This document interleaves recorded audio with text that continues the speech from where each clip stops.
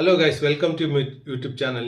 നമ്മളെല്ലാവരും ഹിന്ദു, മുസ്ലിം, ക്രിസ്ത്യാനികൾ എല്ലാവരും ഒരുമിച്ച് നമ്മൾ പള്ളിക്കൂടത്തിൽ സ്കൂളിൽ പഠിച്ചവരാണ്. ഒരേ ബെഞ്ചിലിരുന്നു കൊണ്ട് ഒരേ പാത്രത്തിൽ നിന്ന് പച്ചക്കറി കൂട്ടാനുകൾ അങ്ങോട്ടും ഇങ്ങോട്ടും ചോറ് തിന്ന കൈ കൊണ്ട് തന്നെ വാരി അങ്ങോട്ടും ഇങ്ങോട്ടും നമ്മൾ ഭക്ഷണം അങ്ങോട്ടും ഇങ്ങോട്ടും വിതരണം ചെയ്ത ആളുകളാണ്. മറക്കരുത് സഹോദരന്മാരെ, നമ്മുടെ കേരളത്തിൽ ഇന്ന് വന്ന് ഭവിച്ചിട്ടുള്ള ഈ വിപത്ത് അത് അവസാനിക്കട്ടെ എന്ന് പ്രാർത്ഥിച്ചുകൊണ്ട് നിങ്ങൾക്കായി ഞാൻ ഈ വീഡിയോ സമർപ്പിക്കുന്നു. എല്ലാവർക്കും ഫ്രണ്ട്സുകളുണ്ട്, മുസ്ലിമുണ്ട്, ഹിന്ദുണ്ട്, ക്രിസ്ത്യനുണ്ട്. ഇതൊന്നും മറന്നു പോകരുത്. വിദ്വേഷം നല്ലതല്ല. കേട്ടു നോക്കൂ അച്ഛന്മാർ പറയുന്നത്.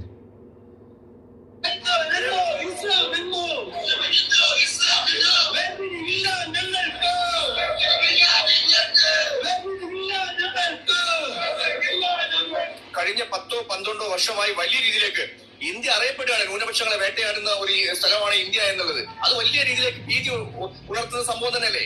ഒരു വിഭാഗം ജനക്കൂട്ട വിചാരണ പോലെ അവർ തന്നെ കുറ്റങ്ങൾ ആരോപിക്കുക, അവർ തന്നെ എവിഡൻസ് നിരത്തുക, അവർ തന്നെ കുറ്റം വിധിക്കുക, ശിക്ഷ വിധിക്കുക. സിസ്റ്റേഴ്സ് ഒന്നും വന്നത് കള്ളന്മാരെ പോലെയല്ല, അവരുടെ വസ്ത്രം ധരിച്ചുകൊണ്ടാണ് പുറത്തിറങ്ങിയത് ആണല്ലോ അല്ലേ?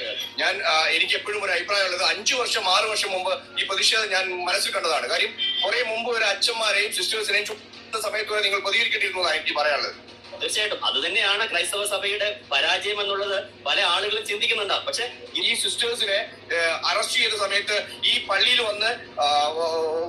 വന്ന് നിങ്ങളുടെ കൂടെ ഇരുന്ന ആളുകൾ വരെ ചിരിക്കുന്നുണ്ടാവും ഞാൻ പറയുന്നത്. കേരളത്തിലല്ല, ഭാരതത്തിലല്ല, ഒരുപക്ഷെ ഭൂലോകത്തിൽ എമ്പാടവും ക്രൈസ്തവർക്ക് നേരെ ഇതിനപ്പുറത്തേക്കുള്ള വലിയ വിദ്വേഷപരമായിട്ടുള്ള പ്രവർത്തനങ്ങൾ ഇനിയും ഉണ്ടാകും. എന്റെ കൂടെ ഒരു വിനോദ് ബാലകൃഷ്ണനും ഒരു മനോജും ഒരു സുബേറും ഒക്കെ ഉണ്ടായിരുന്നു.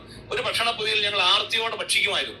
നമ്മുടെ രാജ്യത്ത് നടക്കുന്ന അനീതിപൂർവമായിട്ടുള്ള എല്ലാ വിധ്വംസക ശക്തികളും ഇവിടെ നിന്ന് മാറ്റപ്പെടണം. സർക്കാരിന്റെ ഒത്താശ ഇല്ലാണ്ട് ഇത്ര നീചമായ പ്രവൃത്തികൾ നടക്കൂല. അല്ല, ഈ മുസ്ലിം ന്യൂനപക്ഷങ്ങള് തകർക്കാൻ വേണ്ടി ശ്രമിച്ചപ്പോ, പല ബില്ലുകൾ പാസ്സാക്കാൻ വേണ്ടി ശ്രമിച്ചപ്പോ അവർക്ക് ഒറ്റക്കെട്ടായി പ്രതികരിക്കേണ്ട സമയത്ത് പ്രതികരിച്ചു. നമ്മളിതോട് പറയേണ്ട കാര്യമുണ്ട്. അത് നമ്മളിപ്പോ കർത്താവ് കുരിശിലാണ് കിടക്കുന്നത്.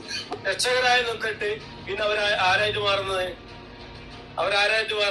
കാപാലികരായിട്ട് മാറുന്നത്. അതായത് ഇപ്പോ ഇവര് ഈ ജാമ്യം കൊടുത്തത് കേരളത്തിൽ നിന്ന് കുറച്ച് വോട്ട് നഷ്ടപ്പെടും. യെസ്, 100% ഉണ്ടാക്കിയ പണിയൊക്കെ കുളമാവരുതെന്ന് വെച്ച് ജാമ്യം കൊടുത്ത് കുറച്ച് ഒന്ന് സമാധാനമായിട്ട് ഇരുന്നു. അതെ, പണി ഇനിയും തുടങ്ങും. പണി ഇനിയും തുടങ്ങിയാല് BJP വോട്ട് കൊടുക്കൂല. എന്തുകൊണ്ട് അങ്ങനെ പറയണേ? അത് എന്തുകൊണ്ടെന്ന് വെച്ചാൽ BJP ഇതേമാതിരി ഞങ്ങൾക്ക് ഒരു സപ്പോർട്ട് ഇല്ലാത്ത BJP ഞങ്ങൾ എന്ത് ചെയ്യും? BJPക്ക് ഇനി വോട്ടില്ല. ഞങ്ങളുടെ ഭാഗത്തുനിന്ന് വോട്ടില്ല BJP. ഇതിനെ അങ്ങനെ രാഷ്ട്രീയവൽക്കരിച്ച് കാണുക, മനസ്സിലാക്കുക, സബ്സ്ക്രൈബ് ചെയ്യുക, ഷെയർ ചെയ്യുക. Thank you.